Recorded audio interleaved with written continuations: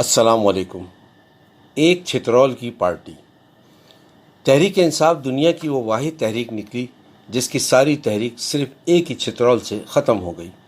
یا یوں کہہ لیجئے کہ تحریک انصاف کی موت واقع ہو گئی، اور اس تحریک کی موت کی ذمہ داری خود خان صاحب اور ان کے نااہل ٹولے کے سر ہے،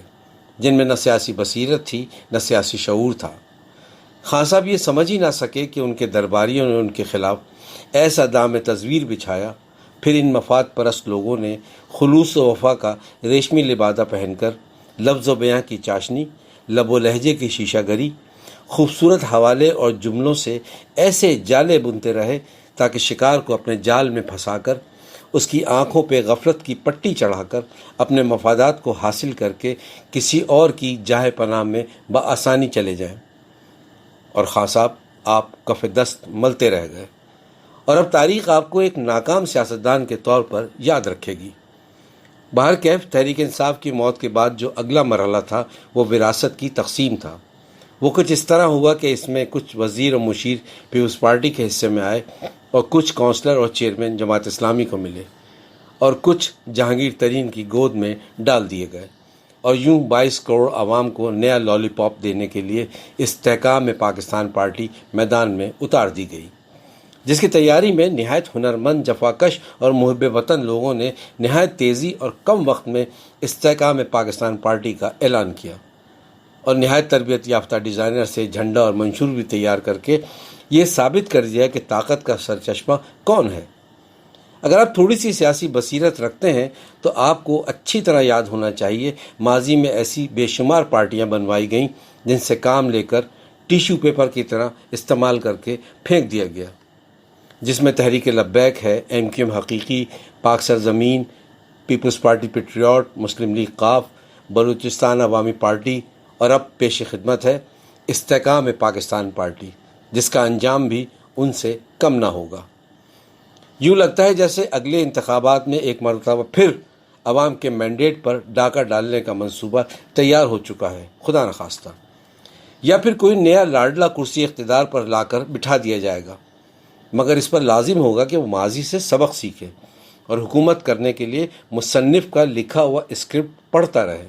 اور کامیابی کے زینے طے کرتا رہے۔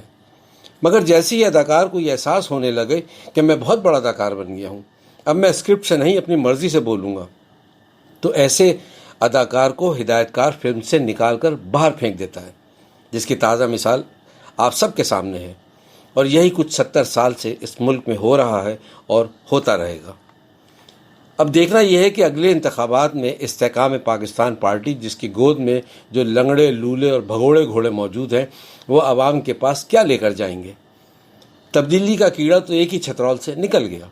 اب ان کی جھولی میں وہ کیا ہے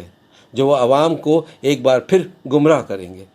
اور ان کو کس طرح قائل کریں گے کہ وہ ان کے خیر خواہ ہیں۔ ان تمام صورتحال کے باوجود جہانگیر ترین بڑے پرعزم نظر آئے، اور اپنا پہلا بیان یہ دیا کہ ہم پاکستان کو مسائل کے دلدل سے نکالیں گے۔ مجھے بس اتنا پوچھنا ہے کہ کیا وہ پاکستان کو مسائل کے دلدل سے نکالنے میں فواد چودھری، بیگم عاشق اعوان، اون چودھری، علی زیدی، عمران اسماعیل، فیاض چوہان جیسے بھگوڑوں اور مفاد پرست لوگوں کی مدد سے اس ملک کو دلدل سے نکالیں گے، جن کے داغدار ماضی سے کون واقف نہیں، جو ماضی میں قاسم کے ابا کو امت مسلمہ کا لیڈر کہتے تھے، صرف ایک چھترول سے اپنے لیڈر کو اڈیالہ جیل کے دروازے پر چھوڑ کر آپ کے پروں میں جائے پناہ حاصل کرنے پہنچ گئے۔ تو یہ کیسے ممکن ہے کہ یہ آپ کے وفادار ہو سکتے ہیں؟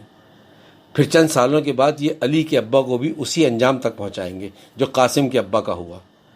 یاد رکھیں جہانگیر ترین صاحب، خراب انڈوں کو نئی ٹوکری میں ڈالنے سے آپ کی پارٹی میں استحکام نہیں آئے گا۔ انقلابی تحریکیں قربانیاں اور وفاداریاں مانگتی ہیں، مگر جس تحریک کے افراد مستعار لیے گئے ہوں وہ جلد فنا ہو کر ماضی کا قصہ بن جاتے ہیں۔ مگر اس ملک کی عوام کا ایک المیہ یہ ہے کہ ان کے اندر تبدیلی کا کیڑا ہمہ وقت زندہ رہتا ہے۔ وہ پھر نئے نعروں اور وعدوں کے جال میں پھنس کر 5 سال تک اپنے نصیب کو روتے رہیں گے، مگر کسی ایسی پارٹی کو مسند اقتدار پر براجمہ ہونے نہیں دیں گے جو جمہوریت پسند ہو،